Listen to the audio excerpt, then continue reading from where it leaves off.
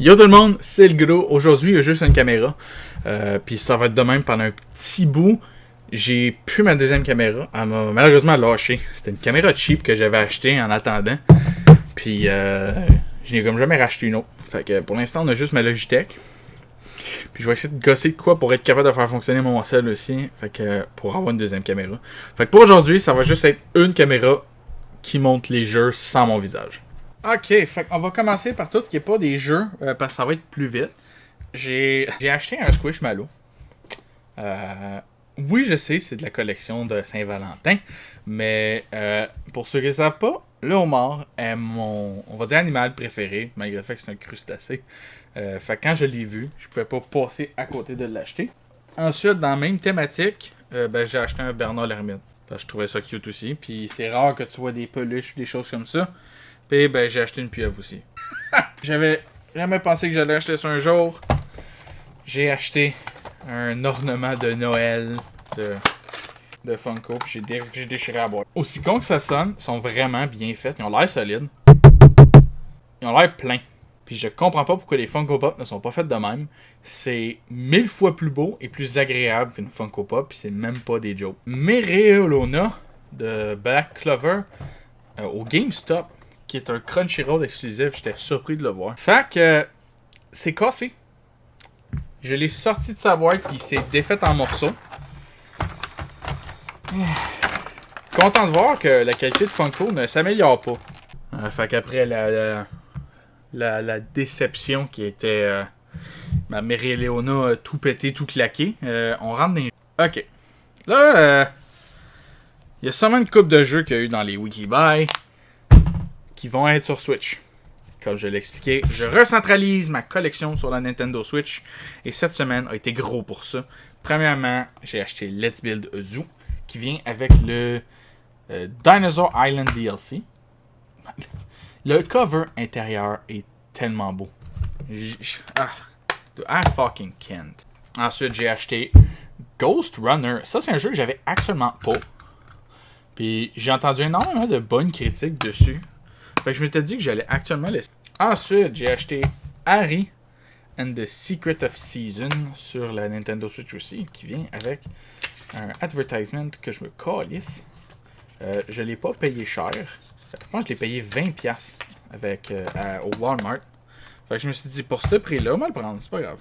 Ensuite, Super Monkey Ball Banana. Je pense que c'est juste un port HD du jeu. J'avais déjà Banana Mania. Puis quand j'ai trouvé lui, je me suis dit à 30$. Oh. Ensuite, Them Fighting Herds Deluxe Edition. Je le rachète. Je le voulais dans la collection. Et en fait, la réalité est que je vais faire un master set de Switch. Je veux compléter un master set de chaque jeu. Pas sans les variantes pour l'instant. Les variantes, on verra plus tard. Fait que ceci est le but. Ensuite, j'ai racheté Minecraft pour la 3e fois. J'avais déjà Minecraft. Je l'avais vendu pour le racheter sur PS4. Là, je l'ai vendu pour le racheter. Ensuite, j'ai acheté la version physique de Cuphead qui vient encore avec tout ce qu'il y avait dans l'édition sur PS4. J'ai encore l'édition sur PS4. Ma conjointe voulait que je la garde. Et vu que nos collections sont... je veux dire partagé, sauf pour la Switch. C'est pas moi juste moi qui achète les jeux. Certains jeux sont présentement encore sur les deux consoles. Ensuite, j'ai racheté Time on Frog Island.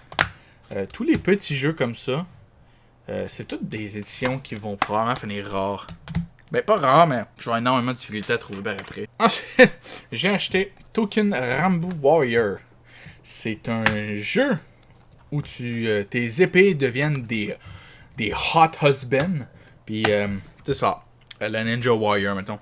Ensuite, j'ai acheté Olympia Soirée. Parce que ça allait finir par être un jeu que j'allais avoir de la difficulté à trouver. Ça n'est qu'un set de cartes. Puis, si vous voulez vraiment un fun fact pendant que je vous montre les belles cartes, GameStop avait une copie de ça. Aussi con que ça sonne, c'était ma copie. Donc, j'ai amené ma copie en trade-in. Et je viens de racheter ma copie que j'avais amenée en trade-in. Fait que ça, on appelle ça être contre-productif. The Diofeld Chronicle. Il avait release sur Switch, pour ceux qui ne le savaient pas. J'ai décidé de le prendre sur Switch aussi. Pour le Master Set. Mais anyway, c'était un bon jeu. Fait. Ensuite, The Outbound Ghost. J'ai pas encore joué. J'ai tellement voulu jouer. Puis c'est ça. L'histoire finit pas mal là. J'ai tellement voulu jouer.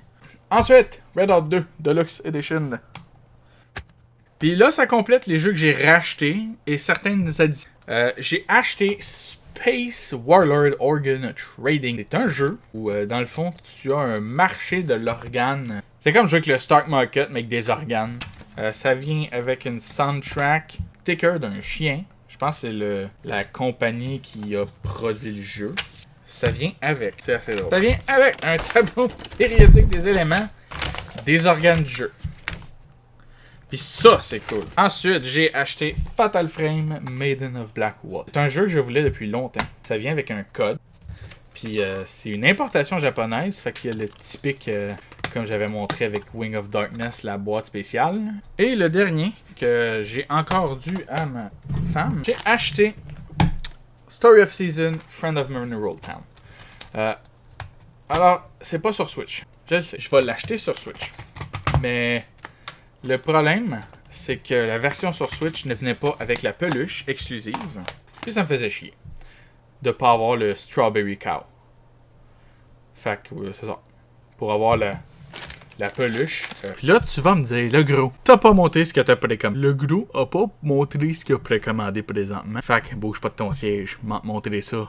Fait qu'on commence par Curse of the Sea Rat sur Switch. Ensuite, on n'a pas de cover, mais j'ai précommandé Blade Assault, qui est un petit jeu indépendant 16-bit style. The Lord of the Ring Gollum. J'ai commandé Hogwarts Legacy sur Switch. Je vais l'acheter sur PS4 purement parce que je veux la questline additionnelle qu'il y a exclusivement sur PlayStation. Ensuite, DNS Duel Who's Not. Ensuite, Train Life, a Railway Simulator avec l'Orient Express DLC.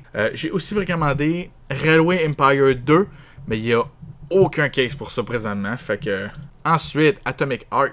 J'ai précommandé Ryzen sur Switch. Ça a l'air d'être un port d'un vieux jeu. Et tout, j'ai précommandé Smile for Me Collector Edition qui vient avec un Habitation Trading Card Pack, des stickers, un Double Acrylic Sided Charm, Microfiber Cloth Sticker Sheet, Lenticular Card, un Happiness Fact Calendar, des Acrylic Standee, un Download Card, Soundtrack, un Inked Stamp Collector Box, puis ben, le jeu, bien évidemment. Puis ça, ben, ça nous amène à la fin de la vidéo.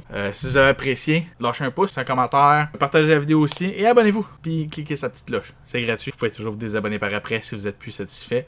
Fait pourquoi pas me laisser une chance. Comme moi sur les autres réseaux sociaux, la deuxième chaîne de gaming qui va redevenir active très bientôt. Le TikTok aussi. Twitter, je poste énormément d'updates là. Et sur ce, j'espère que vous avez apprécié. On se voit la prochaine fois. Salut!